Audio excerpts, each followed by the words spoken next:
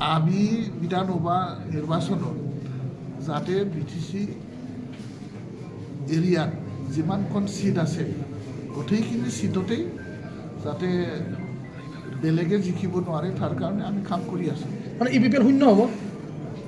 শূন্যই হৈছে এতিয়া আৰু কিবা আছে। কিমানটা সিট দাবী কৰিব? এনে কিমানটা সিট দাবী কৰিব? নাই নাই, এইটো বেলেগ কথা। এতিয়ালৈকে এইটো সময় অহা নাই।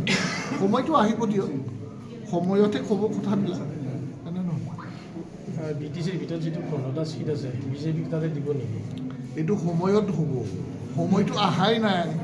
নিৰ্বাচনৰ বতৰ অহাই নাই। নিৰ্বাচনৰ বতৰত আমি নিৰ্বাচনৰ কথাটো পাতিম। এতিয়া হস্পিটেলতে আহিছোঁ মই, নিৰ্বাচনৰ কথা কিয় পাতিম, হয়নে নহয়?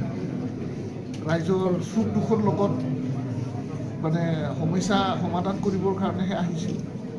ৰাজনীতিকৰ বতৰ বহিলে আমি কথাটো ক'ম দেই, ঠিক আছে।